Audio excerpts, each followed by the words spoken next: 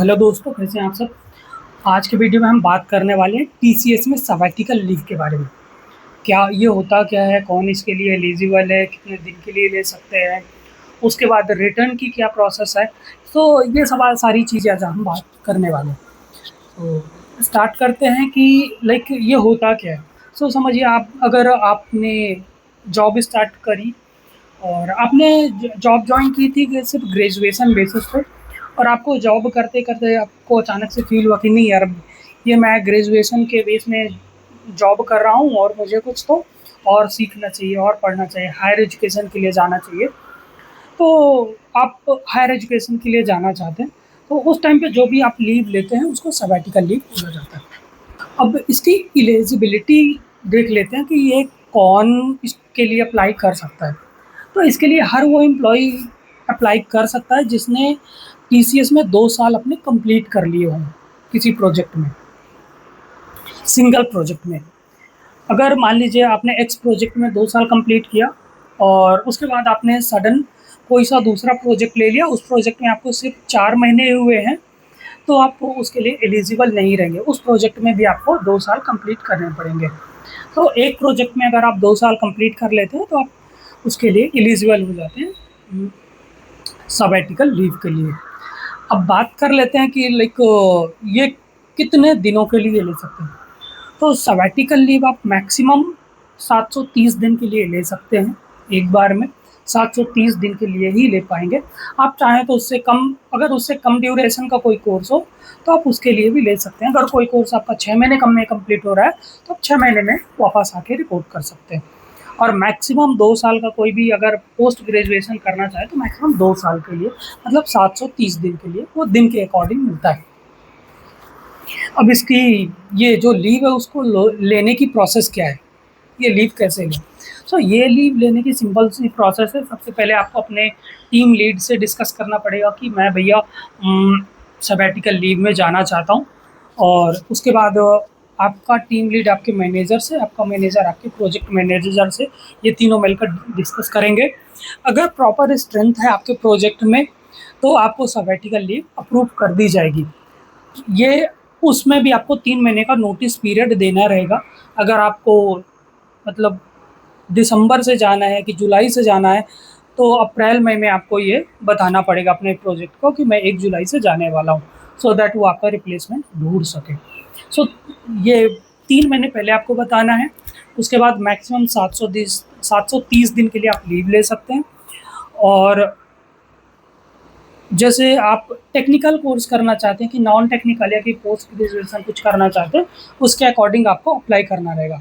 Apply करने के लिए आपको, अगर पोस्ट ग्रेजुएशन करना चाहते हैं तो जिस भी कॉलेज में आप एडमिशन ले रहे हैं वहाँ का आपको एक एडमिशन लेटर सबमिट करना रहेगा आपको टीसीएस में, और वहाँ की पेमेंट की रिसिप्ट सबमिट करनी रहेगी। कुछ कंडीशंस हैं इस लीव को लेने के लिए। वो कंडीशंस ऐसी हैं कि लाइक आप उस टाइम पे जॉब नहीं कर सकते हैं, किसी भी टाइप की जॉब नहीं करनी है आपको।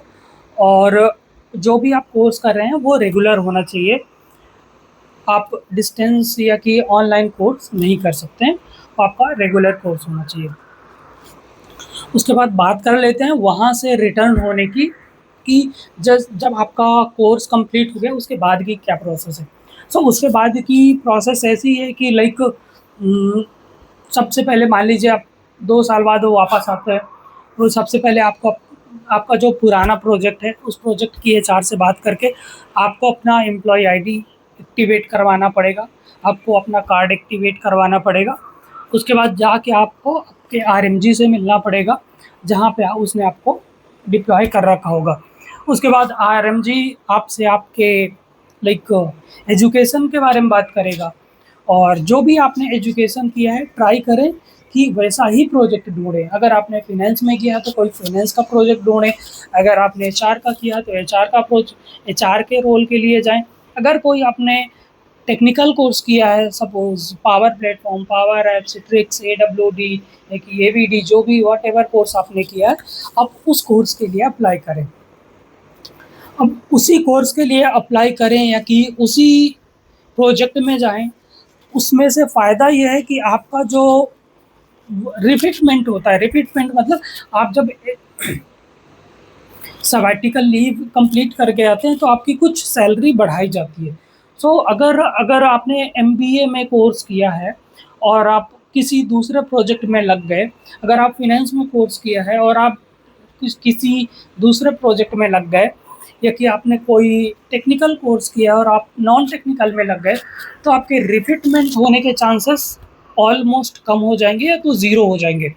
इसलिए ट्राई करें कि जिस सब्जेक्ट में आपने अपना हायर एजुकेशन कंप्लीट किया है वैसा ही आपको अपना प्रोजेक्ट ढूंढना है कि प्रोजेक्ट लेना है। अब बात कर लेते हैं कितना रिफिटमेंट होता है, मतलब कितनी सैलरी बढ़ती है। सो ये चीज़ें फिक्स नहीं है किसी भी कंडीशन में, बहुत सारी डिपेंड करती हैं कि आपका ओवरऑल एक्सपीरियंस कैसा है, आपका रेलिवेंट एक्सपीरियंस कैसा है जो भी कोर्स करके आए हैं आप, और आपका कॉलेज किस ग्रेड में आता है, आपने कॉलेज की फ़ी कितनी पे की है, आपके कॉलेज की फ़ीस कितनी थी। सो ये सारी चीज़ें वेरी करती हैं आपके रिफिटमेंट के प्रोसेस में। सो ये है ओवरऑल सबैटिकल लीव की प्रोसेस। अगर आपको कुछ और जानना हो तो प्लीज़ कमेंट करें। वीडियो पसंद आया तो प्लीज़ लाइक करिए, चैनल को सब्सक्राइब करिए। Thank you.